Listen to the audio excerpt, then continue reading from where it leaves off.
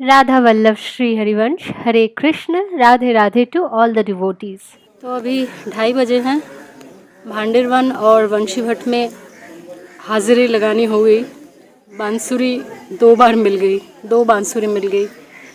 कृष्ण जी को झूला झूला लिया, सब कुछ राधा रानी की कृपा से, वरना यह असंभव था, असंभव। जब मैं परिक्रमा मार्ग से ना चल रही थी केसी घाट की तरफ, मेरी तबीयत अचानक से इतनी ख़राब होने लगी थी, मैं अभी तो डिस्क्राइब नहीं कर सकती, लेकिन सुबह से बहुत ज़्यादा सीरियस कुछ हेल्थ इश्यूज़ हुए हैं और मैंने दवाई भी नहीं ली थी, क्योंकि दवाई लेने से और ज़्यादा प्रॉब्लम होता। मैं बाद में बताऊंगी। राधा जी की कृपा ही है, यहाँ पे आई मैं वंशी भट्ट में, और इधर पे भंडारा चलता है, मुझे याद भी नहीं था। तो वो भंडारा भी मैंने खा लिया और मुझे IBS है, सबको पता है मेरे चैनल में। अभी तक मैं ठीक हूँ। सुबह खून निकल रहा था, अंदर से खून निकल रहा था सुबह। बस जिनको वो इको विलेज वगैरह होता है ना, जो मेड होते हैं, मतलब ह्यूमन मेड टाइप, वो चीज़ें ज़्यादा पसंद है, वहाँ जाके नशा करना पसंद है, वो ये सब कभी नहीं कर पाएंगे। ऑनेस्टली बता रही हूँ, क्योंकि मेहनत बहुत है, असली रेत है, असली कीचड़ है, असली मिट्टी है, असली ब्रज की रज है। हाथों में, पैरों में, मुंह में भरी हुई है रज। ऐसे कर रही हूँ ना तो किरकिर किरकिर कर रही है रज। पता नहीं मैं अकेले कैसे मैंने कर लिया ये पूरा, मतलब सोलो ट्रिप बोलना बहुत आसान है, लेकिन राधा रानी की कृपा ना हो तो जैसे मुझे थोड़ी देर पहले मोर के दर्शन हुए हैं ना यहाँ, ये सब संभव नहीं है, संभव नहीं है ये सब। अभी ज़्यादा देर बैठूंगी नहीं, वरना थकान आ जाएगी। और अभी जाएंगे, यहाँ पे फूल गिरा, मैं दिखाती हूँ, ले ही लेती हूँ। ये फूल बंगाल में बहुत होता है, मेरे घर में भी था, फिर काट दिया किसी ने।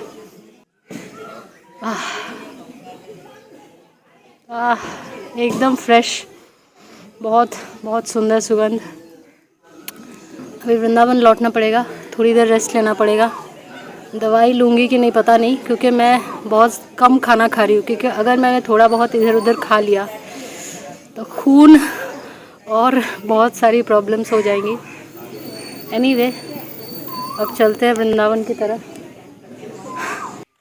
सुबह एकांतिक का टोकन मिला, फिर सुबह दीक्षा के लिए निवेदन भी कर लिया। आज भांडेर वन वंशी भट्ट भी हाजिरी लगा ली। राधे राधे। अब बस तबीयत ठीक रहे और कुछ नहीं, तबीयत। अरे अरे, वो इमली के पेड़ है, मुझे लगा लज्जा होती है। हाय, बेवकूफ़ बन गई। इतने पास पास ये है, मैं इतनी पास खड़ी हूँ, कैमरा जूम भी नहीं हुआ है।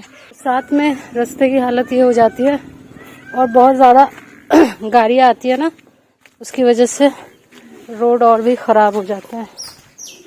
कोई नहीं, राधे राधे करते हुए चले जाएंगे। अरे बहुत हो गया, उठा नहीं पाएगा, छोड़ दे, बस बस। अरे वाह, राधे राधे। और जैसे मैंने आपको पहले भी बोला है कि भांडेर वन और बंशी भट्ट का रास्ता इतना सुंदर है, गांव का जो एक्चुअल फीलिंग है वो आपको वहाँ प्रॉपरली मिलता है। तो वो रास्ता आप जितना वॉक करके आओगे, उतना आप उस रास्ते को अच्छे से देख पाओगे। ये सारी बकरी आपकी है? हाँ, क्या नाम है आपका? हमारी नहीं है। आपकी नहीं है, फिर आप चलाते हो? वो आ रही है, हमने तो रोक ली है उनकी। अच्छा, अरे कितनी प्यारी है, देखो ये छोटी वाली कितनी प्यारी। अरे डरो मत, डरो मत, मैं कुछ नहीं कर रही, कुछ नहीं कर रही, कुछ नहीं कर रही। कितनी प्यारी हो आप।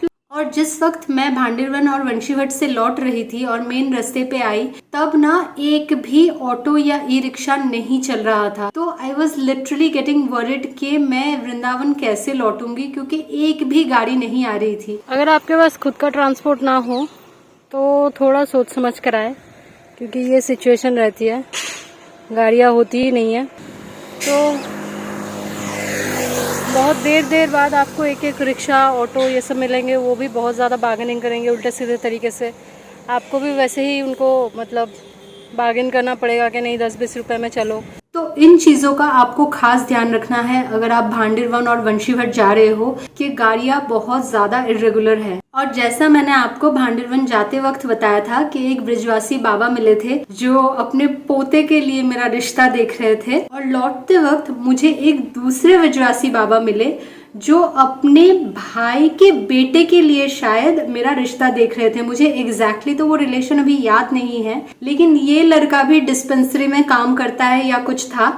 मुझे आते जाते ब्रजवासी मिल रहे हैं, ये और एक बाबा मिले हैं। ये जाते वक्त मदद कर रहे हैं, आते वक्त एक मिले थे वो मदद कर रहे थे, अब ये आते वक्त मदद कर रहे हैं। और ये बाबा लिटरली पीछे पड़ गए थे। ऑनेस्टली बताऊं तो भांडेर वन और वंशीवट से लौटते हुए जब मैंने मेन रास्ते से पहला ऑटो पकड़ा था तब ये बाबा मिले थे। और ब्रजवासियों में ना मैंने ये चीज बहुत ज्यादा देखी कि अगर अकेली लड़की ट्रैवल कर रही है, भले ही वो कोई ब्रजवासी बाबा हो या माता जी हो, हर कोई ये बहुत ज़्यादा पूछता है कि क्या आप अकेली हैं, आपकी शादी हो गई है, नहीं हुई है, आप अकेली आई हो। मतलब बार बार ये क्वेश्चन बार बार पूछते हैं कि ये जो सोलो ट्रैवलिंग का कॉन्सेप्ट है ना, शायद उनको उतने अच्छी तरीके से नहीं पता, या फिर शायद लड़की जान अकेली घूम रही है तो शायद उनके लिए वरी का विषय है। तो लड़का क्या है, क्या आपका साली का लड़का है? अच्छा, खास मतलब मेरी घरवालियों से छोटी। अच्छा, तो उम्र कितनी है उसकी? उम्र होगी 27। अच्छा, डिस्पेंसरी में है। डिस्पेंसरी। तो आपको कैसे पता होगा बंगालन को पसंद करेगा? वो तो दिल्ली का होगा। बात है ना, हम वैसे होती तो हम वैसे गलत कर रहे हैं। आप क्या हो, मतलब आपका सरनेम क्या है? हम उसके मौसा हैं। हाँ, नहीं, आपका मतलब टाइटल क्या है आपका? ब्राह्मण है। ब्राह्मण है? तो मैं तो ब्राह्मण नहीं हूँ। मैं मतलब नॉर्मल हूँ। आजकल कोई नहीं मतलब ब्रज में जो देख रहा है मुझे बहू बनाने की कोशिश कर रहा है, क्या हो रहा है?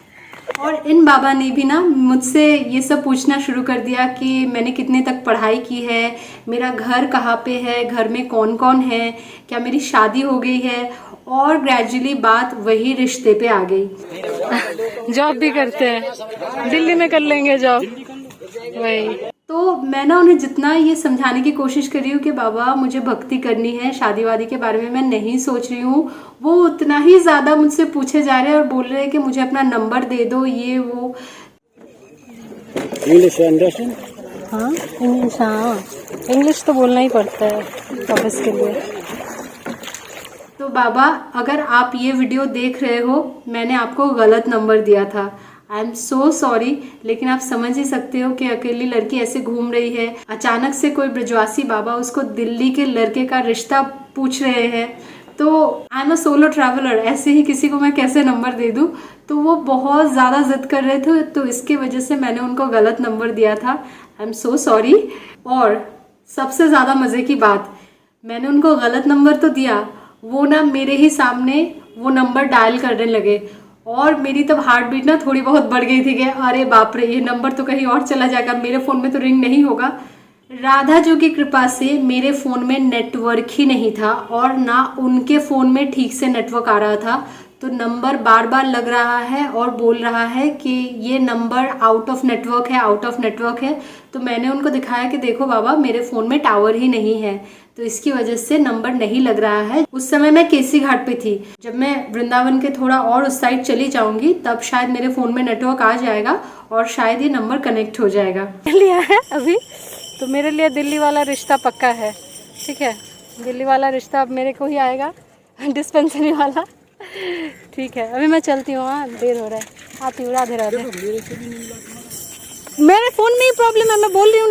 राधा जी और कृष्ण जो मुझे माफ़ करे ब्रजवासी को ऐसे ठगने के लिए।